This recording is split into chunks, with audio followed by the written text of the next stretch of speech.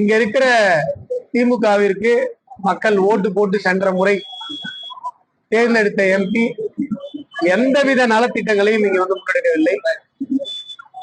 இங்க இருக்கிற அமைச்சர் ஏவா வேலு அவர்கள் மக்களை எறும்புகளாகவும் புழுக்களாகவும் நசுக்குகிற இந்த திமுகவினுடைய திராவிட மாடல் ஆட்சியினுடைய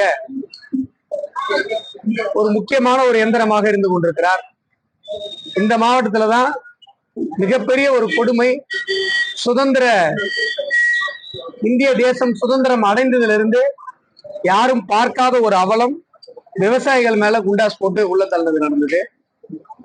இங்க வந்து திருவண்ணாமலை அண்ணாமலையார் கோவில் இருக்கிற இந்த புனிதமான ஒரு பூமியில, வல்லாள மகாராஜா வாழ்ந்த இந்த புண்ணியமான ஒரு பூமியில அர்த்தநாரீசவர்மா சுதந்திர போராட்ட தியாகி அவர் முக்தி அடைந்த இந்த பூமியில நிறைய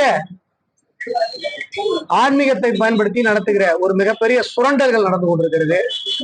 மக்களுக்கு, இளைஞர்களுக்கு, விவசாயிகளுக்கு, பெண்களுக்கு, முதியோர்களுக்கு எந்த விதமான திட்டங்களும் முன்னெடுக்கப்படவில்லை. மத்திய அரசாங்கத்திலிருந்து நரேந்திர மோடி அவர்கள் தருகிற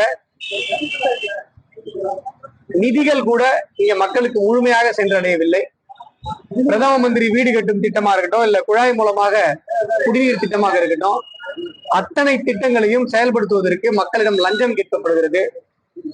போதைப் பொருள் பரவல் என்பது மிகப்பெரிய அளவில் இருக்கிறது. கஞ்சா பரவல் இருக்கிறது, கள்ளச்சாராயம் இருக்கிறது, மிகப்பெரிய மக்கள் பிரச்சனைகள் எல்லாம் இருந்து கொண்டிருக்கிறது. அதுல பாதி பிரச்சனை காரணம் ஏவா வேலுவும் இந்த தொகுதியினுடைய எம்பி அண்ணாதுரை அவர்களும் தான்.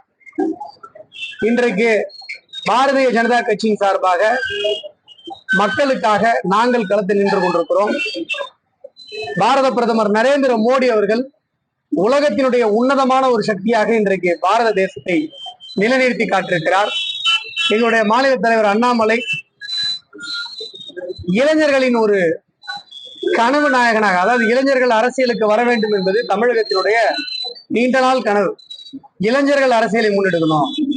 சாதாரண இளைஞர்கள்லாம் உடனே வந்து வாரிசு அரசியல், இவர் பையன் அவர் பையன் அவரு பேர, அது கிடையாது. திமுகவில் போயிட்டு இளைஞர் யாருன்னு கேட்டீங்கன்னா இன்படி தின்னுவாங்க. அந்த இளைஞர்கள் கிடையாது. சாதாரண குடும்பத்திலிருந்து, சாதாரணமான பேக்ரவுண்ட்ல இருந்து, உங்களை போல என்ன போல கஷ்டப்பட்டு வந்தவங்களுக்கு தான் மக்களுடைய கஷ்டம் என்னன்னு தெரியும்.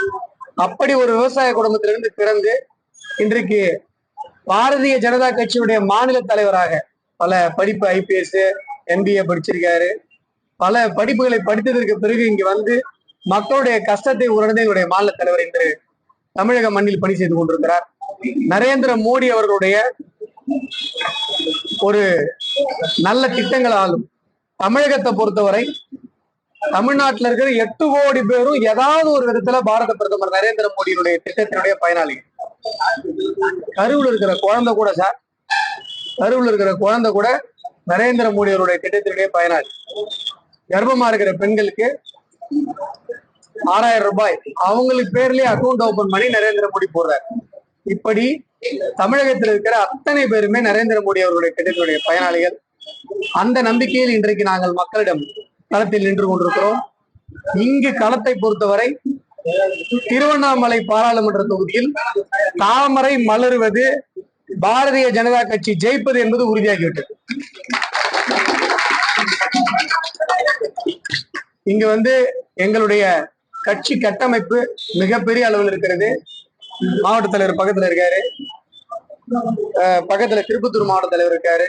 கட்சி கட்டமைப்பு என்பது, மக்கள் கட்சிக்கு கொடுக்கிற ஆதரவு என்பது மிகப்பெரிய அளவில் இருக்கிறது.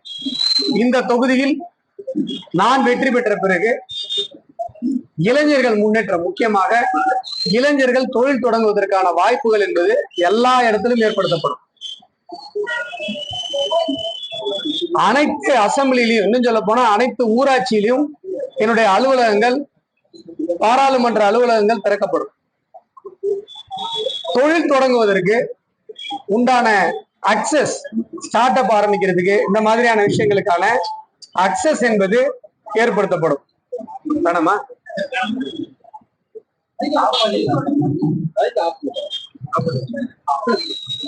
சட்டமன்ற தொகுதிகளிலும் தொடர்ச்சியாக மாதம் ஒரு முறை வேலை வாய்ப்பு முகாம் என்பது நடத்தப்படும். அது மட்டும் இல்லாம இந்த பகுதி என்பது ஸ்போர்ட்ஸ் ஆக்டிவிட்டிஸ்ல இளைஞர்கள் ஆர்வமாக இருக்கிற ஒரு பகுதி. இராணுவத்துக்கு நிறைய பேர் போற ஒரு பகுதி. இங்கு வந்து இராணுவத்திற்கான இலவச பயிற்சி முகாம். ஏன்னா ஏற்கனவே எனக்கு அதை நடத்தின அனுபவம் இருக்கு. அக்னிபாத்ல என்னுடைய கல்லூரியில, உளுந்தூர்பேட்டையில என்னுடைய கல்லூரியில இலவசமாக தங்கும் இடம் கொடுத்து, உணவு கொடுத்து, இலவச பயிற்சி கொடுத்து, கிட்டத்தட்ட நான் பயிற்சி கொடுத்த மாணவர்கள்ல 35% முதல் ஆண்டு அக்னிபாத்ல தேர்ச்சி பெற்றார். அந்த மாதிரி இங்க ராணுவ பயிற்சிக்கான இலவச பயிற்சி மையங்கள் அமைக்கப்படும். விளையாட்டு கூடங்கள் என்பது எல்லா பகுதிகளிலும், எல்லா ஊராட்சியிலும் விளையாட்டு பயிற்சி அளிப்பதற்கான கூடங்கள் அமைக்கப்படும். இளைஞர்களுக்கு வேலை வாய்ப்புக்கான வாய்ப்பு, விளையாட்டுக்கான வாய்ப்பு, இராணுவத்தில் சேருவதற்கான வாய்ப்பு, தொழில் தொடங்குவதற்கான வாய்ப்பு, இது அத்தனையும் சாத்தியப்படுத்தப்படும். மிக முக்கியமாக திருவண்ணாமலை கோவில் என்பது அறநிலையத்துறை ஆக்கிரமிப்பிலிருந்து மீட்கப்பட்டு மத்திய சுற்றுலாத்துறையினுடைய கண்ட்ரோல்ல அது கொண்டு வரப்படும். ஏனென்று சொன்னால், நான் ஏற்கனவே சொன்ன மாதிரி இது ஒரு மிகப்பெரிய வரலாற்று சிறப்பு மிக்க வல்லால மகாராஜாவால கட்டப்பட்ட, அங்க அம்மணி அம்மாள் கோபுரம் இருக்கிறது. அம்மணி அம்மன் கோவில் என்பது அறநிலையத்துறையுடைய ஆக்கிரமிப்புக்கு ஒரு நாளில் இடிக்கப்பட்டிருக்கிறது. இந்த மாதிரி இவர்கள் சூறையாடுகிற இந்த கோவிலை ஒரு கொள்ளையர்கள் கூடாரமாக மாற்றி வைத்திருக்கிற இந்த அறநிலையத்துறையிடமிருந்து அந்த கோவில் மீட்கப்பட்டு மத்திய அரசாங்கத்தினுடைய கட்டுப்பாட்டில் அந்த கோவில் மிகப்பெரிய அளவில் புதுப்பிக்கப்பட்டு பழமை மாறாமல் நாம பாதுகாக்கப்படும். பாதகம் செய்பவரை கண்டால் நாம் பயங்கொள்ளலாகாது பாப்பா, மோதி மிதித்து விடு பாப்பா, அவர் முகத்தில் உமிழ்ந்து விடு பாப்பா. அண்மை செய்திகளை உடனுக்குடன் தெரிந்து கொள்ள இணைந்திருங்கள் இயம்நாடு தொலைக்காட்சியுடன்.